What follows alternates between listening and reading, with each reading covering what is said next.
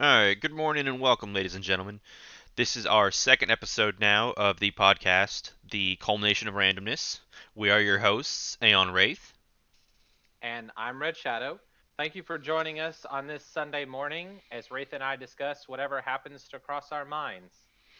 In today's episode of the Culmination podcast, Shadow and I are going to try and discuss games that kind of take over our entire lives. Wherever that conversation might take us. So let's go ahead and begin. And I'll go ahead and start by explaining what we mean by games that take over our lives. Uh, that's one of those things. I'm sure most people um, have an experience where they start playing a game or they have a hobby that, man, they just jump right into, right? Like you jump into it and you just spend all day doing that, and then by the end of the day, you're like, oh wow, I didn't realize I spent that much time doing this hobby, and you had a lot of fun doing it. I mean, games are essentially, a great way for those kind of things to happen. But I've also done similar things with books, and I know you have as well, Shadow. Where it really does take over your whole day. Mm-hmm. So I guess recently, um, what's been something really, a game or a book or anything else that's really just taken hold of your life? Well, obviously, I've been streaming a lot of Terraria over the past couple of days on Twitch, and I've never up until recently, I never really gave Terraria a chance. I played it for maybe 30 minutes to an hour way back in 2015, and I just never touched it again. And the other night, me and you were talking about Terraria, and we were like, well, it's a game we can play together, and so we loaded it up and we started playing, and it has just taken over. Like, it's a game that's not only fun, but there's tons of things to do, tons of things to search for. It's like Minecraft, which I love. That was another game that kind of took over my life, but like this one is just, it's different in its own way, but it's still great. Um, Yeah, I'll tell you one thing. I remember, like, I mean, I go through phases here and there, where like I play Terraria obsessively, and then I'll, be playing something else. But when I play Terraria, like when I'm playing Terraria, I have usually like I'll look at my phone and I have 20 open tabs of like accessories or different things I'm trying to build. And I'm like, okay, well, I need this item, I need this item, I need to go to this biome, do this, and I just have it all open, and then I might have like a couple other tabs of like other stuff, like recipes or other things I'm doing, but most of it is just this wall of like Terraria wiki tabs. right, right. Um, But it's not just Terraria. I no, mean, like there are other games, a few that come to mind is like Subnautica and right. Subnautica Below Hmm. Zero. While those are short linear storylines, like I have literally like just sank into them. When I played Subnautica, I put about 60 or 70 hours into the story Hmm. and getting from the beginning to the quote unquote end. And like it was all I could do. I mean, as soon as I got off work, I would come home and I would play Subnautica. If I woke up in the middle of the night, I couldn't go back to sleep because I was just so focused on playing Subnautica that I would log on and play for 2 or 3 hours before I go back to bed. Hmm. It's like it was just so fun, and it kind of brings me all the way back to, like one of the first video games that I ever owned and I played, and that was Pokemon Crystal. Hmm. Back then, I had my Game Boy Color, and like I just fell in love with Pokemon Crystal, playing and training my Pokemon and doing everything that it is to do. And I remember like at nighttime, you'd go to bed and you didn't have a light for the Game Boy Color, and like for the longest time I would sit there and like I would just like play in semi darkness, and I was getting so good at this. I could identify different Pokemon by the sounds they made. So Hmm. I would turn the volume up just a little bit so that I could hear their little, 8-bit sounds or 8-bit cries. And like it just, there are just some games, there are just some games that just grab your brain and just pull them into them. Hmm. Yeah, 'cause like I mean like you're during that kind of thing, you're not just thinking about like the gameplay, right? I mean like for like that whole week, you're thinking about the lore and everything else. Because I know, um, I know Demon is really into Pokemon, Right. and he watches some of those Pokemon streams, and he knows like a lot of the stuff about typings, which I'll be honest, like most people probably don't ever look into if they're casually playing Pokemon. And like I mean, the amount of research that you do when when something like that takes over your entire life, for like because of Pokemon, I always when I'm playing Pokemon, I always have like a spreadsheet open or something of like my evolution chains Mhm. and levels I need to reach and stuff like that. And like I'll spend, a good deal of time playing the game, but I'll spend a lot of time also just thinking about playing the game or thinking about what I need to do when playing the Mhm. game. And Well, like, and go ahead. and I was gonna say it really is the thing. It's like I mean, you had mentioned a little bit before stream, when you're enjoying a game when you're like playing said game in your dreams.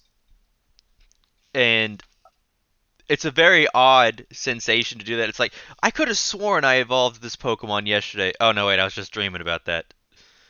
Right.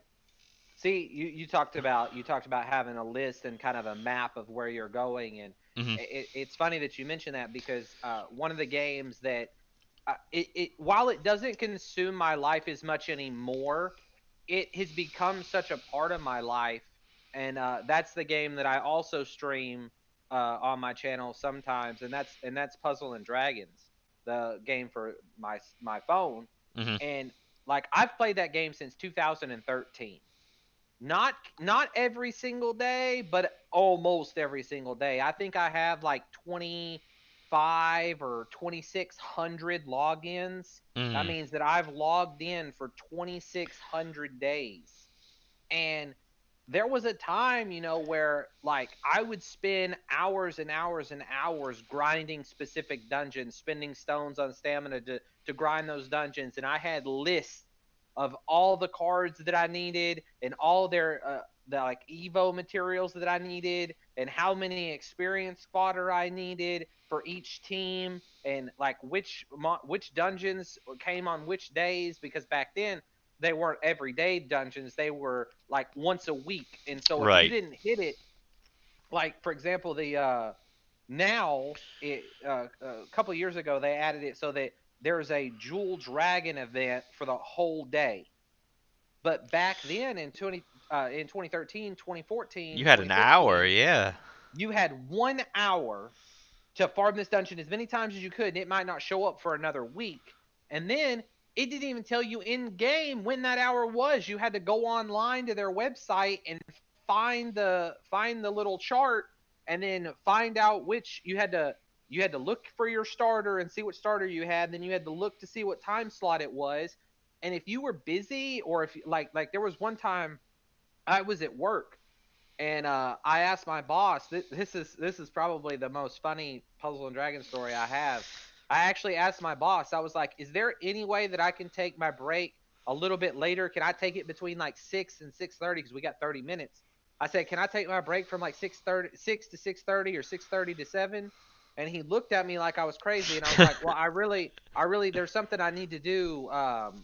Like I think I kind of lied a little bit and was like I need to make a phone call then or there's something I need to do, but it was because I needed to farm the jewel dragons because I needed to get one of my characters to level 99. Hmm. And like but it was one of those things.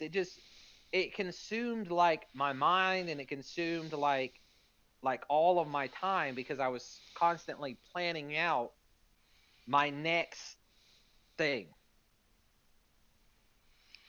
And I mean, like, I think it's a really great way to enjoy a game, because one I'm gonna talk about for a second, because going back to lists, uh, is Raft, and like I'll have periods where I just play Raft all day, essentially, and um, I'm like, well, I need to build this, so in order to build this, I need this many materials, and I'll have like a literal list of like, well, I need this many iron ingots, this many, this many, and I start checking off when I get them.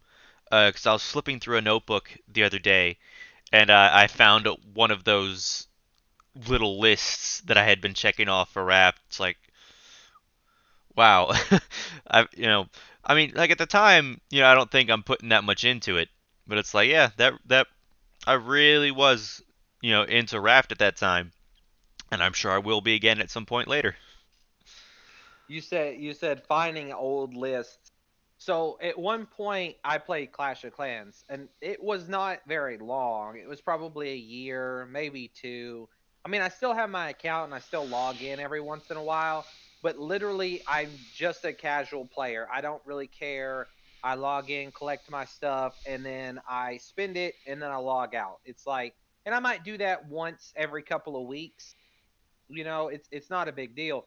But I was cleaning up my room a few weeks ago and I found a notebook, and in that notebook there is like 25 pages where I have literally handwritten the amount of a dark elixir it takes to get like every level of the barbarian king and every level of the Mm. archer queen all the way up to the max, which was 40 at the time of my writing that.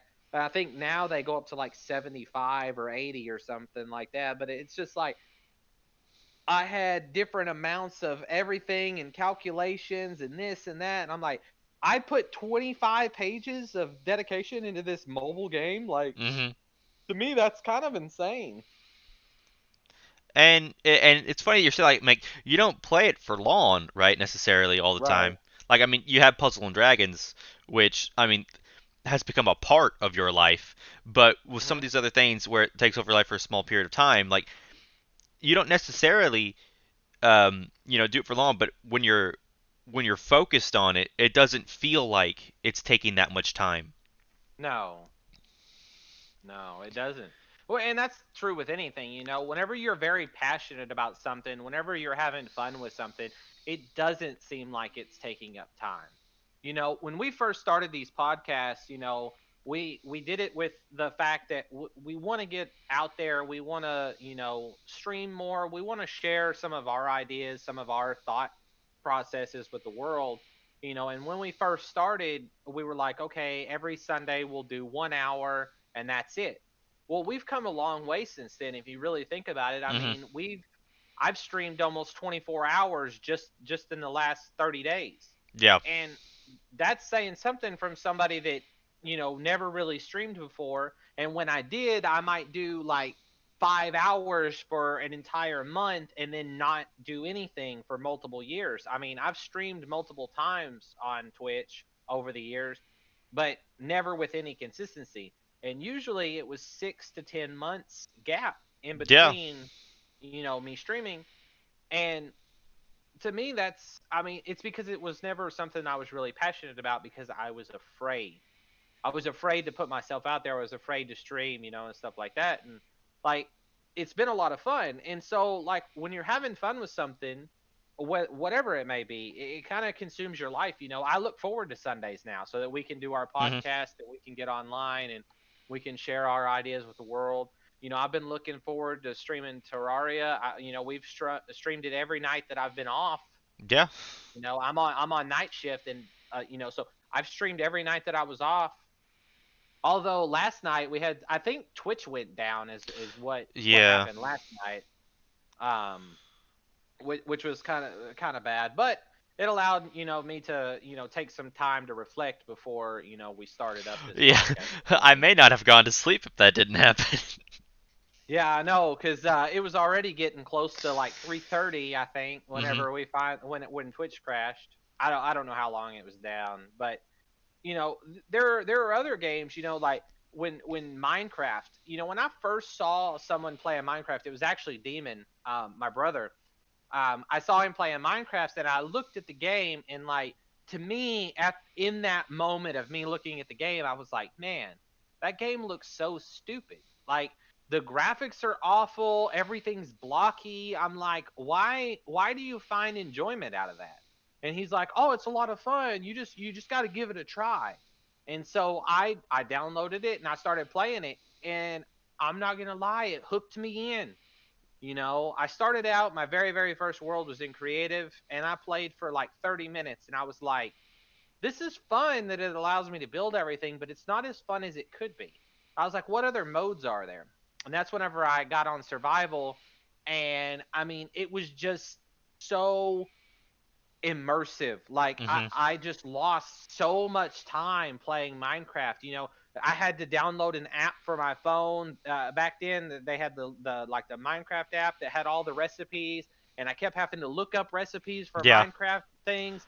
But then I got so good that I memorized, all these recipes, and I have put Minecraft is one of the games that does not have a like a play timer. Like Steam has play timers and stuff Right. like that, but Minecraft never had a timer. So I have no idea how much time I put into Minecraft, but it's got to be up there. It's got to be at least in the 500-hour range, if not close to 1,000. Because I mean, I mean, you got to go think. I ahead. mean, we've been playing this game. We've been playing Minecraft for what is it going on 10 years now? I don't remember when Minecraft Yeah. came out.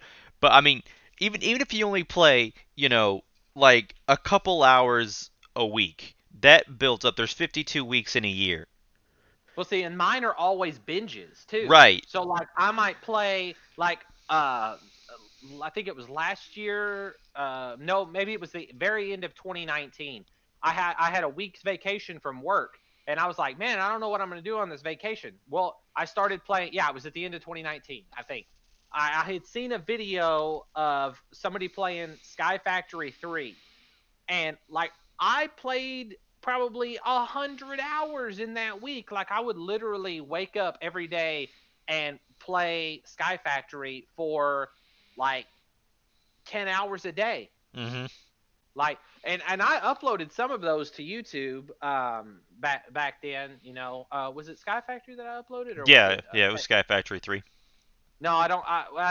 Because I think there was a couple. I had when I started Sky Factory 3, I was using your videos as like a tutorial of how to get Like started. but what my mistake was is my very first world in Sky Factory 3, I put so much time into, but I didn't record it and I didn't stream it at Mhm. all. And then I decided, I was like, man, I'm having so much fun with this. I need to start a new world and stream it. And but I had gotten so far in that first world that starting over from scratch was almost painful, and so it wasn't as fun, and I just couldn't get into it. I only made like 2 or 3 videos, and then I just stopped playing. Mhm. But because I had already put in like 100 and something hours into the other game, into the other file, and like some of the things uh some of the things on Minecraft is a little tedious, and but that's where multiplayer comes in, Mhm. right? So like there are games like Terraria. Terraria is fun solo, but it's even more fun whenever you have somebody to play with you that can, work on different, like you can work on different things, but then you can come together to work on the same thing. You Right. know, like with Terraria right now, I do my thing, you do your thing, and then when we have a boss or when we have a goblin invasion or whatever, we're like, "Oh, I need you here," and you're like, "Okay," and then we're back together. We do our thing, and then we can go on our own separate ways again. Mhm. When we did Minecraft, me and you have never really played a ton of Minecraft together. We've played a lot of it separately. Now there have been times when we did play together, Mhm. um, but not as much as like me and Demon. Um, and me and Demon, like I would mine and he would build. Like that was how it worked. I did the mining, he did the building. And when we were playing Tekkit and we had our little Tekkit server, I would like build the little mining turtles and I would just strip mine Yeah. like the entire map at a certain level, and then I would just bring up stuff for him and he would be building, he would build our houses, he would build our castles, and I would just mine. Because it was like a lot of people think that that's boring, but to me it wasn't. Like I don't know how many hours I've just wasted looking at stone Yeah. bricks. Well, because stretching off into the distance. it's like the times I did play with you in Demon, right? You'd Hmm. mine, he would build, and then I would be doing I would be making forests and cutting them down. You know, Yeah, like when we play Tekkit, man, you spent like an entire like week's worth of gameplay, like a couple hours one day, a couple hours another day, just working on that tree farm and your beehives. yeah. And that was something like, oh man, that just got me. Like, I mean, I like Minecraft, but like that section in there just got me. And so like I was like, just putting a bunch of hours into that specific task in Minecraft Yeah, just because I was having so much fun. And it's one thing that it makes me like when I go back to play vanilla Minecraft sometimes I'm like, oh, I wish I had my trees. yeah. And one of the cool things about vanilla is I'm gonna keep playing Terraria. I gotta get through all of the content. You know, there's still a ton of content that we have Hmm. to get through, and I'm having a lot of fun seeing all the different bosses and getting all the different upgrades and stuff like that. I'm having a lot of fun with it. One of the games that I would like to play in the future, if we're able to, if we can play it together, would be the new Minecraft edition. Vanilla's coming out with, I think, 1.17, is that Yeah, correct? yeah, the cave update. It's gonna have the caves, the worlds are gonna get bigger, they're gonna have more in them. They're gonna have different stuff added to the nether and different stuff added in the caves, and I think that it'll be a lot of fun. And so when it comes out, maybe we'll have played enough Terraria to move on, but maybe not, maybe we'll still be playing that. You never know. Subnautica Below Zero has it's about to launch officially soon. Oh, is it? And yeah, Demon was telling me about it earlier. One of the streamers he watches was talking about it, and when it comes out, they're gonna play it or stream it or whatever. And while I might not, I don't know if I can stream Subnautica. It may be too graphics intensive for my computer. Because like I'm not sure, if because there might be some games that I get later on that I might not necessarily stream, but I might try to record, you know, Right. just so I do have a copy of it, but it's not trying to do too much on my computer. Right. And that's one of the things that I've thought about doing is maybe some of these more graphics intensive games, maybe I should just record them and upload them to YouTube instead of trying to stream them on Twitch. Cuz I don't mind streaming to Twitch, but only if my internet will allow it. Right. I chose for the automatic, the automatic Optimization, yeah. yeah, the automatic optimization, and so I'm streaming in like 640, 648p, which is not even 720. No, Now I could probably stream in 720 with my internet, but like it's just I get more frame drops, I get more lag spikes, I get more everything because you know like the computer is good, like, but your computer coupled with gaming, coupled with OBS running in the background, coupled with any other programs, and then the biggest bottleneck is the internet here. yeah. Where we live, like our internet is not terrible, but it's not the best. Our download speeds are great compared to other people, but the upload speed is sorely lacking. Yeah. See, if we had say we had a 50 megabyte upload speed, we would be able to stream a lot more easily. Right. And I think I'm doing But the enhanced package for me, and it's only I think what 10. mine's 10, and I have the top package. Oh, yeah.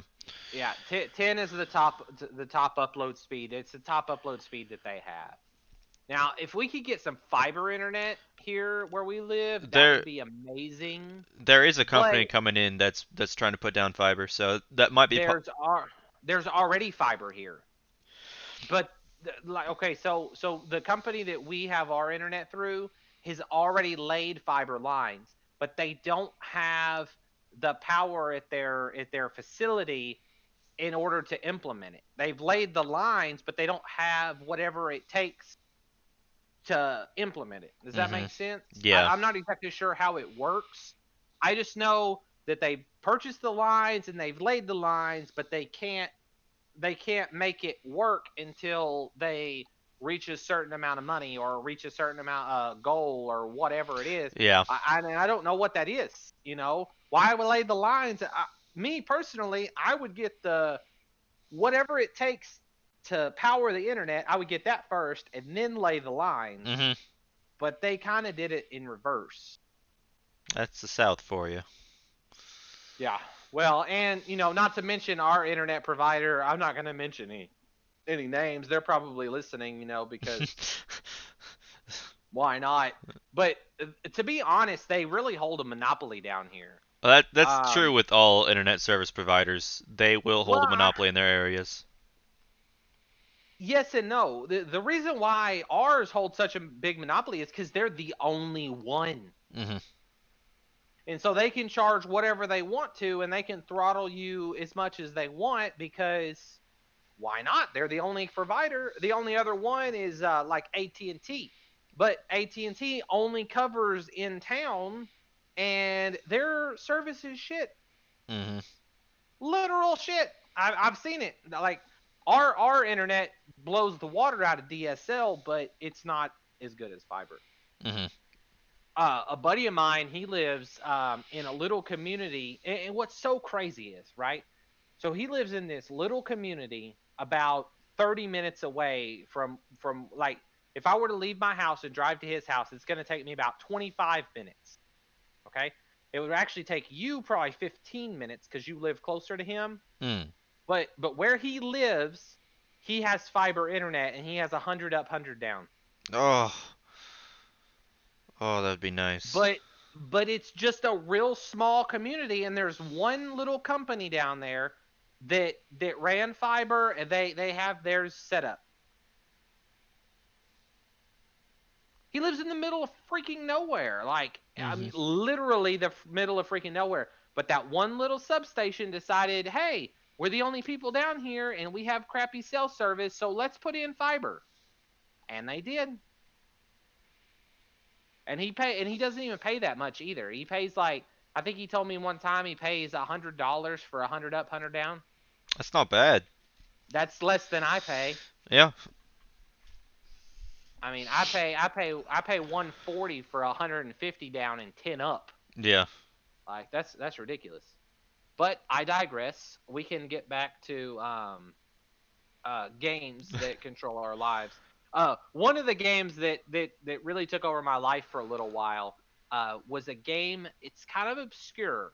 I found it in the cheap like $5, $10 game bin at Walmart. It was a game for Xbox 360. I've talked about it before, but it's Kingdom Under Fire: Circle of Doom. Oh, right. Yeah. It was Mhm. it was kind of a dungeon crawler esque, like Dynasty Warrior type of like you fight large groups of enemies while running through the dungeon, and there's multiple characters that you can play, and each character has different items that you can get, and then there's storylines that go with it and everything. But that game consumed my life. Like there was just so many different things that you needed to farm, and you needed to farm them on different difficulties, and like you had to beat the normal difficulty, and then you had to go into hard mode, and you had to beat the hard difficulty, and then you went into expert mode. And then I never could beat expert mode. I could get out. I got all the way to the final boss on expert mode, but I could not kill the final boss because he was just too powerful. Um, and the amount of resources that you needed to kill him were like crazy high. Mhm. Um, because the gold, what's funny is like the the cool thing about that game, but also the bad thing about the game is the potions that you needed to get to upgrade your weapons and upgrade your armor and everything like that were super easy to come by at the harder difficulties Mhm. relatively Right. to the gold needed to upgrade, because you might be able to get 1 to 2 orange potions in a full run of the ice caverns because you had to fight these invisible guys, you I don't remember what they were called, invisible specters, invisible men, something like that. Mm. You had to kill them on hard mode or expert mode to get the orange potions. You might get one or two per run, but then once your weapon had so orange potions went on weapons and they increased all of their stats. But every time you fused a potion to a weapon, it increased the stats, but the gold amount of gold would go up exponentially every time. Mm. And so, like, even the best weapons on expert were not good enough to beat the final boss unless you put about 10 to 20 orange potions into them. But you literally couldn't get enough gold. Like, it would take you, you might get one or two orange potions per run, but it would take you 50 runs to get enough gold to do one upgrade. Right. And so, like, I spent countless hours just farming that game, and I had so many potions, but I could just never get enough gold. Hmm. It's funny you mentioned that because it reminds me quite a bit of when I used to play Ninja Gaiden, Oh and yeah, man, you would spend hours farming karma just to upgrade your weapons. And like, cause I remember like I would always try to do this when I was playing it. One of the a really good weapon, especially for early game, was the totally upgraded wooden sword. Because like it was kind of trash originally, but if you got it all the way upgraded, it was really really good. you're Um, talking about Ninja Gaiden, the first one yeah, or the well, second? I'm talking about Ninja Gaiden, the one that came out on the Xbox. Oh, okay. Because technically that's a whole series. The original, was a 2D platformer. Oh, I Um, didn't. yeah, but I played Ninja Gaiden 2. mhm. That was the only one I ever played. um, I mean two is very similar to Well, the other.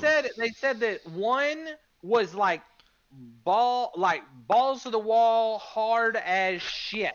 Yeah, well, I mean, oh, And then the second one was like hard as shit, but not balls to the wall hard as shit. Just very hard. hmm And then three, apparently three was like super easy because they made it so you couldn't even die. Like when you died, you just like went into this special mode for a little bit, and then if you could kill like an enemy or two, then you came back to life.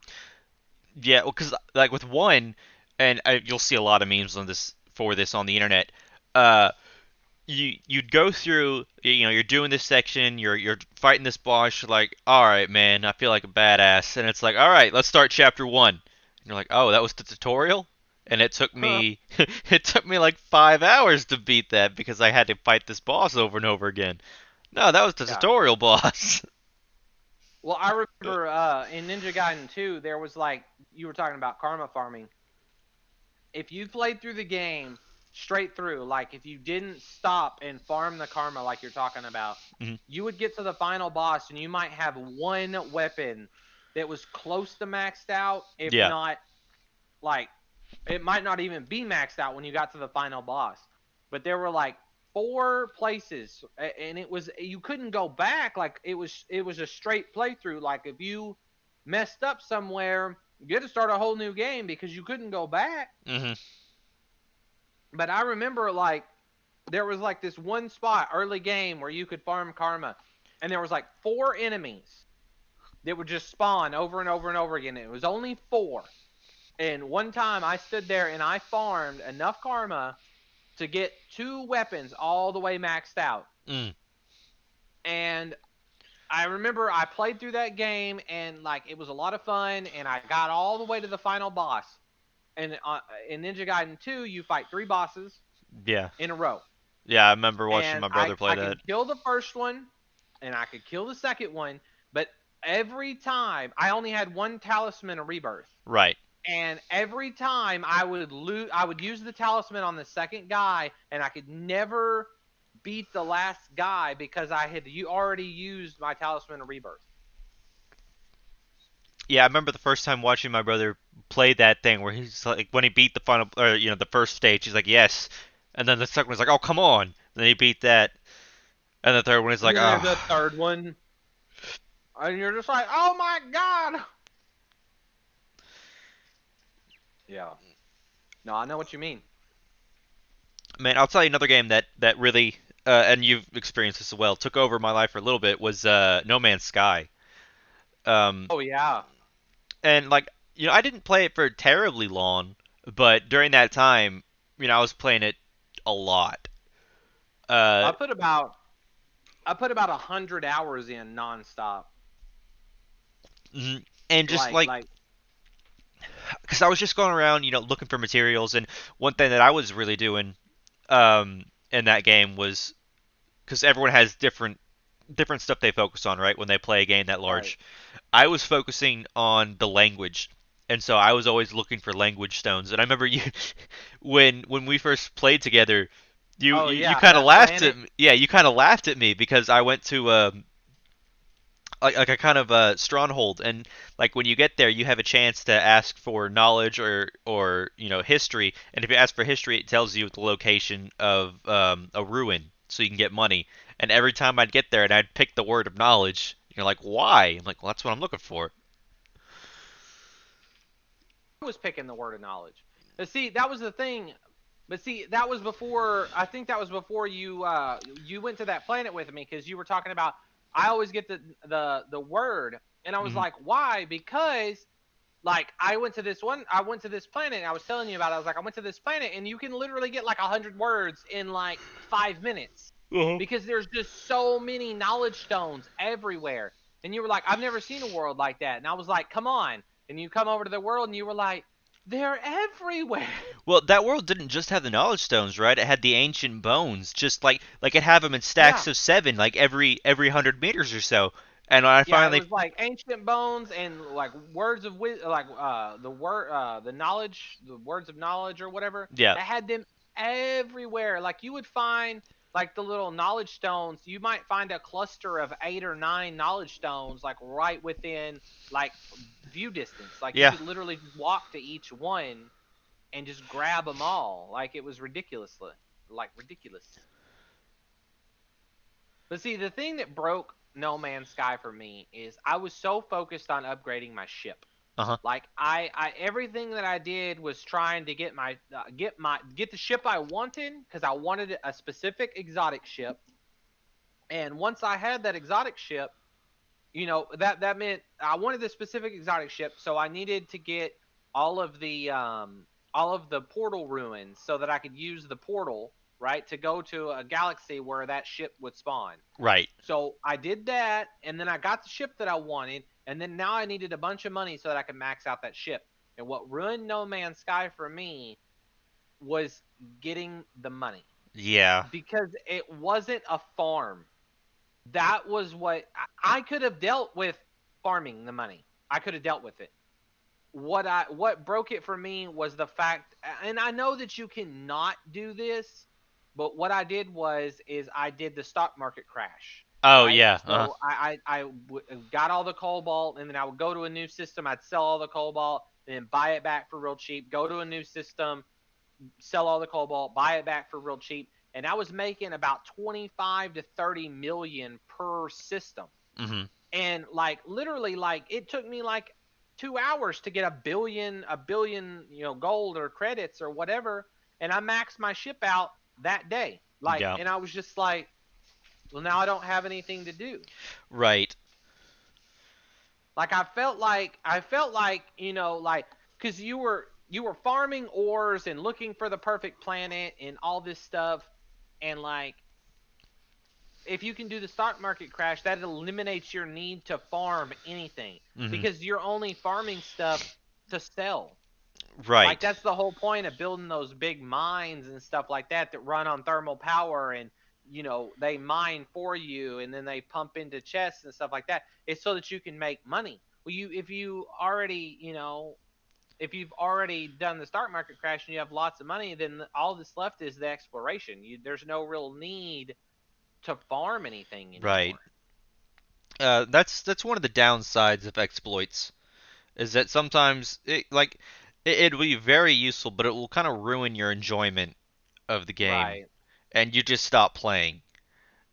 But the thing about it is I wanted the money, but you know what I mean? I didn't think that it would ruin the fun of it. That was the thing. Like it was fun while I was doing it, but then after I did it, I'm like, huh.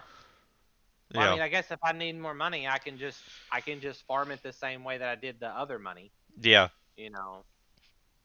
But I mean, it is what it is. I moved on, and I mean the game wasn't too terribly expensive, and I feel like I got my money's worth out of it. I Yeah. played 100 plus hours. My thing is, if I put 1 hour for every dollar that I spent into the game, then I think it's a pretty break even. Hmm. If I put more hours than it's worth, say if I spend $60 for a game and I put $60 in, or like 60 hours into it, then I think that that's money well spent. Well, it's like Um, my brother and I kind of have this system that if we really enjoy a game, if we put a lot of time in it, we'll go and we'll buy it on other platforms, even if we only played on a single one. yeah. So like Terraria, we've been playing, so I have it on the computer, but I put so much time into that. I went ahead and I bought that on my phone. Uh, it doesn't control very well, so I don't play it on the phone, but I don't regret spending that because that's something I don't mind supporting because I've Right. put so much time into it. Same thing with Well, Stardew Valley. I have Stardew Valley on almost every platform because I have put so much time into that game and I enjoy it that I don't mind supporting, the company. right. Well, Minecraft. I own Minecraft on my PC. I own two different copies on my PC because I own the Java version and I own the Windows 10 version. I also own it on my phone and my tablet and my Xbox. Hmm. But I also purchased copies for my son on the tablet, the X no, the Xbox is, I think the Xbox one was free. On the tablet and on his Switch. Hmm. I bought him the game cartridge for his Switch. So I mean, I bought it for Demon. Hmm. Way back in the day, I bought and gifted him a copy of Minecraft so that he would have an official copy. Yeah. Um, and like it's a game that I don't mind supporting. Skyrim. I own Skyrim on everything. I own two different versions of Skyrim on my computer. I own the normal version and I own Special edition. the Yeah. special edition. And I bought the anthology, which had Skyrim and all the other games in it, and then I repurchased them all on Steam. Yeah, because I have the Elder Scrolls on Steam, on Xbox, on GOG. Because like yeah, I'll go back and I was doing this a couple weeks ago. I was playing Oblivion, and um, that's a game that yeah it came out. Oh God, it came out almost 15 years ago now. Um, but like I still enjoy it, and so I'll still support it a little bit. I'm a little Right. disappointed with Skyrim in terms of what it could have been. Hmm. Um, but that's not going to stop me from enjoying the games prior. Because I'm not Right. necessarily looking forward to Elder Scrolls 6 because I fear it's going to be too much like Elder Scrolls ESO. Online. Yeah. Yeah. ESO. Well, I mean, I'll give it a try. Uh, the company, in my opinion, has made good games. There's a lot of people that would probably debate me on that. But from my personal perspective, I think that they've made some really good games. And so I'll buy it and I'll play it. And if I like it, I'll play it. And if I don't like it, well, I mean, Hmm.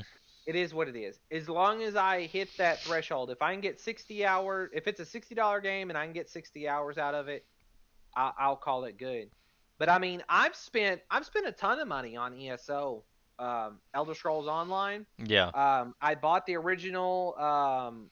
I bought the original a long time ago. I can't remember exactly when I bought it. But then I bought it when the Tamriel Unlimited or package came out. That's when I purchased it. Um, and then I mean I bought the expansion for Morrowind. I Hmm. think the Morrowind expansion, the Somerset expansion. Like I've bought like two or three different expansions for the game. Those were all $30, I think, or four. I'm not exactly sure how much they were, but I've put like 200 hours into that game. Hmm. So I spent less than $200. So in my opinion, I got my money's worth out of it. Yeah. It's just, to me, it's too grindy, but I don't like that it locks you in. The only thing that I don't like about Elder Scrolls Online, I can deal and I like everything else except for it, the way that it plays. And I understand that it plays like an MMO, which is what it is. Hmm. But I don't like that once you choose a class, you're locked into that class and you can't change like anything. Well, 'cause And then there's no real progression. So, like, for example, I don't know if you've ever played any of it, mm-mm. but for example, if you play a Dragon Knight, you get this spell early on that, like, basically shoots fire. It's a fire spell. Okay? Well, it has one upgrade, and you get that upgrade for that spell by like level like 5, Hmm. which you can reach level 5 in a day or less nowadays.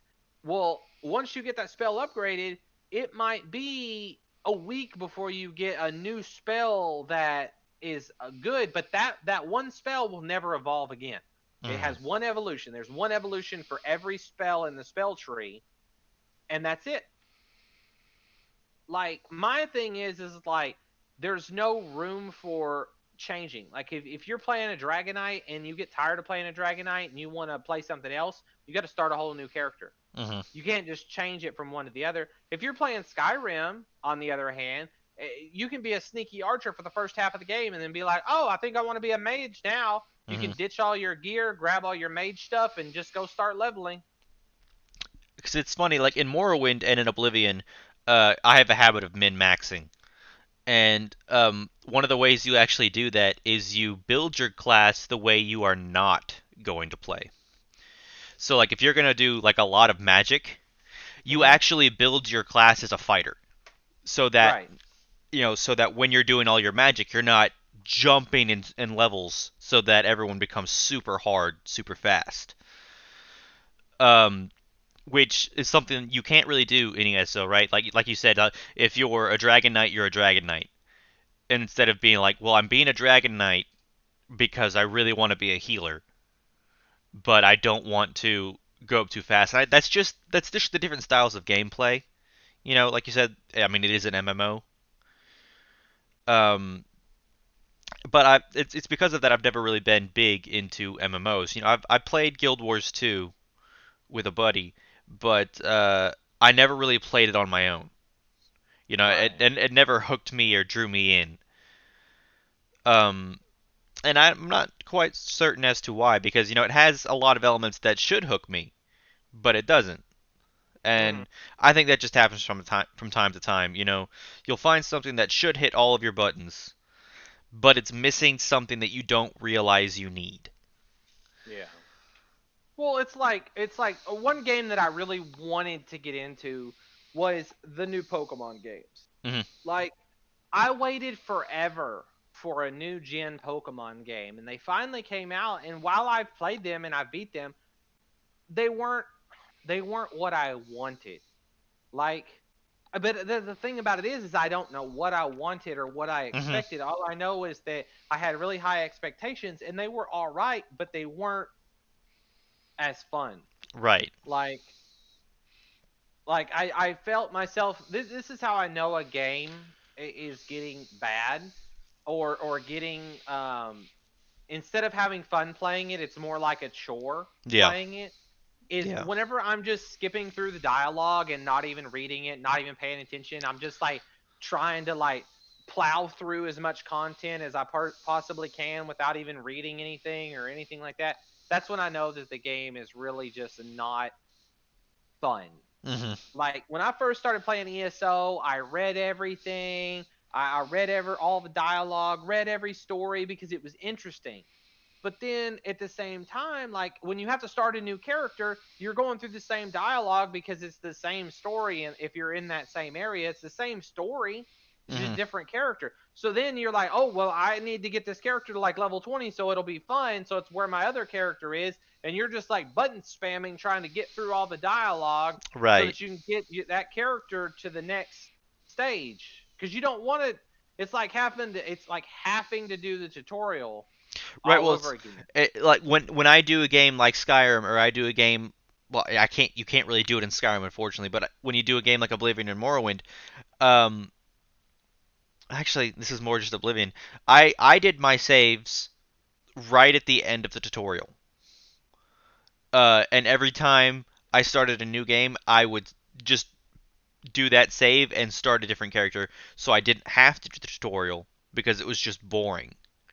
Like I ended up doing that. The in Oblivion and stuff like that, the tutorial is not super long, and you can skip it. Yeah. But what I'm talking about is it's not just the tutorial. It's like if you want to so in ESO, like everybody wants to do Cold Harbor, and the reason why you want to do Cold Harbor is because it's the original quest line from when it first came out, and you want to do it because you get a bunch of extra skill points for doing that quest line. Mm. So you want to do that whole quest line with every character so that you get the max amount of skill points the fastest, but having to go through that story, it's like a 12-hour story. Mm. I mean that and it's the same every single time, and there's no way to really skip through it. Like you can't just click, I've already read all of this, skip through to the next scene. Mhm. There's none of that. You just kind of got to push through. Yeah, And cuz that's how it was with Pokemon too. Like I played and I read for a little while, but then it just became button mashing. Like I was literally just hitting A, and then I would run to the next gym, and then I would A, and then I would the only thing that was different about the Pokemon Sword and Shield that I'll say was a little bit different is I planned every gym. Like mm. so every Pokemon game I've ever played, I've just thrown one Pokemon at the gym or whatever. Like Right. back when I played Red and Blue, back when I played Crystal, I would Charizard, heck 'em up, like Yeah. just beat them. Flame wheel or And whatever. yeah, Typhlosion. I mean, I wrecked everybody with Typhlosion. You know, but I spent a lot of time on Sword and Shield leveling up different Pokemon so that I had a type advantage Mhm. over every gym leader. I would purposely go and catch a good Pokemon that had type advantage over the gym leader, and I would train it up. And that is a little different than I normally do. So it was fun in that aspect. But I downloaded a type chart to my phone and would literally just like spend a ton of time looking at the type chart. Mhm. And that way I could pick the best card for you know, the best Pokemon for the job. Yeah, that's you and your puzzle and dragon addiction right there. Yeah, I know. I was like card, and I'm like, no, that's not right. Speaking of puzzle and dragons, so the Monogatari, yeah, is that Yeah. right? Mhm. The Monogatari collab dropped, and there's one chick. I can't remember what her name is. I think it's like Netiko. Everybody calls her Snake Girl. Yeah, I'm not. Um, I know who you're talking about. I'm not a fan of her character, but yeah. well, I'm not. Puzzle and Dragons characters are relative. Yeah, I know. And the reason why I say that is because like Ren for you is best girl, right? Yes, absolutely. But in Puzzle and Dragons, she's kind of trash because her leader skill doesn't match what she does in the anime or TV show, right? That's it. Yeah. And so for example, like the snake chick is just so broken right now. Like Natiko Sengoku, I guess is her name. Mhm. So she's a transformer card, and paired with the right people in the team, she can literally beat the hardest dungeons in the game. Wow. Just because she's just so powerful. Now there are some people that are beating it with other cards, but like it's just one of those things, like I get so focused on it, and I was lucky enough to pull a couple of them. So I run two of them in my team, and then run one with the other person's leader, Yeah. and her turns on a 3 turn scale. I may stream some Puzzle and Dragons sometime in the near future, just so I can show, just because I want to show you some of the new Monogatari builds that they have. Because like I get this weird thing when I'm like, especially with Puzzle and Dragons, like, well, I'd love for their ability to have a connection to the source material. Hmm. Because like, if you had to describe what Koyomi, or Araragi, um, does in the show, he is far more a um, resilience type, right? Like um, back when you used to run the ogres as your lead, Hmm. because or like a something that if it would one shot you, you're left with a little bit of health. Hmm. And I don't know what ability he has, you know, but I'm pretty sure it's not that. Well, I'm looking for him. I can't remember. I can't spell his name. Oh, here he is, right here. All right. So in his first form, Kiyomi Ararangi. Yeah, it's Araragi. So yeah, there's a thing in the anime where one of the girls always adds an extra ra. Araragi. So in his first form, he gives 2 times all stats for dark attribute, 9 times attack when erasing dark orbs, reduces damage, +1 combo, and inflicts 1 damage when 2 attributes attack. Hmm. So that's quite a lot. He gives 2 times all stats for darks. He gives 9 times attack when erasing dark orbs. So any dark orbs. He reduces damage, adds 1 combo, and inflicts 1 extra follow-up damage when 2 attributes attack. Hmm. A lot of people want him for his active skill. His active skill is on a 7 turn cooldown, and it changes the bottom row to dark orbs and reduces bind statuses, including awoken and unmatchable orb status, by 5 turns. Mm. And that unmatchable orb status is a new thing that they added in some of the dungeons, and it's a super harmful mechanic if you're running specific leads. Like, you watched me run CN the other night, Yeah. whenever I was running Shura 2, or yeah, Shura 2. I was running Shura 2, and like, if you get your water orbs or your fire orbs unmatched or unmatchable, well, then you can't activate your shield and you will die. Hmm. That's one of the reasons why a lot of people are running Netiko, is because her shield is the same as Sienna's, but it's combo based, not orb based. So you don't Oh, need okay. any specific orbs. You just need to get a specific amount of combos, and you get the same shield. Hmm. His second form is a little different. It gives 1.5 times all stats for dark attributes, so a little less HP, a little less RCV. About Mm. the same attack, because he gets 10 times attack when 2 attributes attack, but he halves damage, which is a bigger damage reduction, Hmm. and adds 3 combos with 2 plus dark combos. Yeah, I mean, that was I was wondering why, like, when they started doing collabs and stuff, I stopped playing because like it didn't match what I thought they should have. Um, Another thing about the collabs, real quick, is you don't spend money on mobile games no, ever. no. And the thing about it is I pulled. Now, I had a bunch of stones saved up that I did not purchase. Now, I've spent quite a bit of money on this game, and I'm not gonna divulge that. But in my time playing this game, I've never saved that many stones for a single collab before.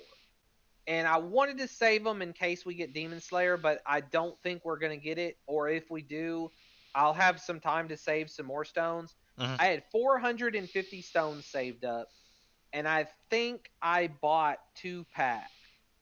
So that would be um about 620 stones, or 88 pools, give Mm. or take. I got everybody in the collab, but it wasn't until probably about 70 pools that I got all of the cards. Mm. And just for rough estimate, if you were to buy those stones, not save them up, if you were to buy them, it would be approximately $350. Oh my. Oh wow. But like I said, I saved up a ton of Hmm. stones from like events and clearing dungeons because every time you clear a dungeon, you get a stone. And to be honest, these days, like you're guaranteed like 2 to 3 stones per day, Mm. guaranteed. Especially if you buy the pad pass, because I have the pad pass, which is a subscription based thing that they added. It's like $9 a month, but you get to be honest, like if you're gonna if anybody spends any money on this game, the subscription is where it's at because you get so much free stuff. Because the pad pass works on a tier system, right? So every month that you have it, it goes up by tier and it maxes out at 5. Once you're at 5, you're at 5 forever. Like you just stay at 5 for until you until you cancel your thing. If you cancel your thing and it's canceled for a full month, you'll reset back to tier 1. But you get like a billion coins a month. You get like 30 free stones a month because you get 1 stone for every dungeon that you do for the entire. There's one a day every day for the whole month. You Mm. get 1 stone for every clear. So that's 30 stones if it's a 31 stones if it's got 31 days, 28 in the case of the February that just ended. Mhm. Plus, like right now, they have the Spring Celebration gift dungeon, which is a dungeon that's up every single day, and you get a stone from that. So right now in the NA version, you're getting 2 stones every single day. Mm. All you gotta do is log in and beat that one dungeon. So like I pulled all my stones until I had 0 stones, and I already have 24 stones. Mm. It's only been like 4 days, 5 days. Like like I said, I could talk about Puzzle and Dragons all day. Yeah. Really, really super like time consuming. Really, really consumes my life. Um, did you want to talk about any other games that have taken hold on your life? We're past the hour mark. Yeah. Um, because I've kind of got I've kind of got one, but I don't know if I want to extend the time I'll go ahead and do it. So like I tried to get you into it, and it wasn't your kind of game, but The Lawn Dark is something that like really took over my life for a period of time because like I was really into it. Um, I haven't played it so much since some of these updates dropped, but I had been playing it like every single day um, for God a couple months. Uh huh. And it was unfortunate because I had a file where I had a I could have survived as long as I felt like I wanted to, and so I was on day like 30, and I decided just to say screw it, and I went on expeditions, and I died during an expedition to a bear, but it's one of those things that like when you're constantly looking at, well, okay, what do I need to survive, because like one of the things that like I commonly do in games is I like to improve stuff. And there is a skill based system in The Lawn Dark, which can kind of make things broken once you have certain, what's the word I'm looking for? I think they call them medals or feats. Like so for example, fire starting. You know, there's 5 levels of fire starting, and when you look at the very first, like when you have a level 0 in fire starting, you have a 60% chance to successfully create a fire with a match and a stick. By level 5, you pretty much have a 100% chance, and that fire will last about 20 minutes instead of 8. Just because your character knows more how to do stuff. And man, I spent just so much time in that game, that uh, I started comparing things in the real world to the Long Dark, and they have a thing in the very beginning that says, this is not real life. But man, for a while that was real life for me. I'm like, I would gauge like the sounds of the wildlife on what I should do, or I was like, man, today I need to go out and hunt a deer, get some food, and it's like I was thinking about actually doing that, but of course, I'm sitting at my computer, Hmm. and it was this weird disconnect where I'm like, I felt like I was actually surviving, in a cold winter, uh, and I don't know, it's one of those things, like especially because I've done this with Terraria as well, when it comes to like I've told you a little bit about the accessories and those lawn evolution like charts, uh, where that's all I do for a period of time. Because like okay, I've not gotten the Ankh Shield in Terraria, but I've spent well over 200 hours, I would say, in Terraria alone, just farming for the materials to make that. Wow. Yeah, just because like you need specific things, and I'll farm for those. And you'll see on Reddit if you ever go to like the R Terraria, people who are like, I did it, I got my Ankh Shield or I got my cell phone, because that is an achievement. I mean, like that's a massive thing to do. Because Hmm. you really have to put in the time. But Right. I mean, sometimes though when you're doing that, like especially when the game's taking over your life, it doesn't feel like you're putting in that much time. Like for example, you with Puzzles and Dragons, like it doesn't necessarily feel like to you you've played 2,000 days, does it? Right. No, it doesn't. And it's one of those things like I mean, you put so much time in, it doesn't feel like you put that much time in. But I mean, that's just the kind of thing that happens whenever you're really into something, whether it's a video game or a book or a hobby. You know, that's just the way that humans work, I guess. So I guess we'll go ahead and wind down now. Um, do you have any exiting remarks you want to make? The only thing that I would say is we spent a lot of time today talking about games and getting lost in them and stuff like that. But that's not to say that like there's not more to life than video games. Like Hmm. video games is a hobby. And while we say taking control of our lives, like we're still able to function, Right. right? I still work my 12-hour shifts, I don't call in to play these games, if my son, if we're hanging out, we're hanging out. I'm not playing video games. If I've got to spend time with my family, I'm not playing video games. But in the downtime that I have, right? Hmm. Whenever I'm not doing anything else, that's whenever I game. And those like sometimes it's more, sometimes it's less, you know. We talked about all the times in this podcast of when we've gone hard in video games. Right.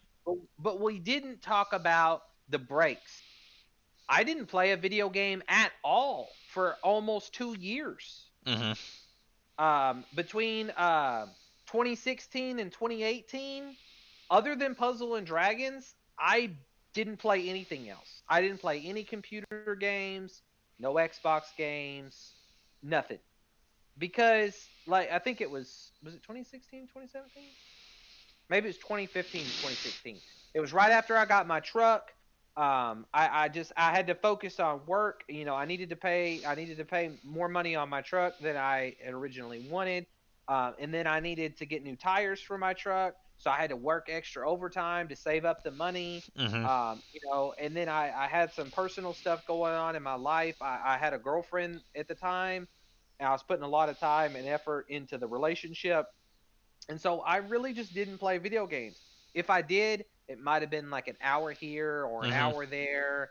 But nothing ever significant, right? Right. But that's okay because once I got all those things taken care of and my schedule wind down and stuff like that, I was able to put more time into my hobbies. I was able to put more money into it, you know. There was a time when I saw a game on Steam and I'm like, "Huh, I want to try that game." oh wait, no, it's 30, 40, 50, $60. I can't afford that right now. Hmm. To now, like I see a game and I'm like, oh, it's $50. Oh yeah, I'll try it. Don't Yeah. like it? Oh well, I guess I'll just have to make it up on the next game I buy. Yeah. But as far as closing remarks, that's all I have to say is if you enjoy games or if you enjoy whatever hobby it is that you enjoy doing, enjoy it. Spend time doing it if it makes you happy, but don't neglect your life to do your hobby. Right. All right. Well, thank you everyone for coming by and listening to, our second episode now of the Culmination of Randomness podcast. We are, of course, going to be doing this again next Sunday. We'll decide between now and then amongst ourselves what our topic will be, and it'll be something similar. We'll have a basic topic, and then we'll kind of meander around. That's just Mhm. the way we do things. That's So, why it's the culmination of randomness. right. Because we were talking about video games for a bit, and then we section lined into something completely different. But thanks for coming by. We'll catch you next time. Uh, Thanks for coming.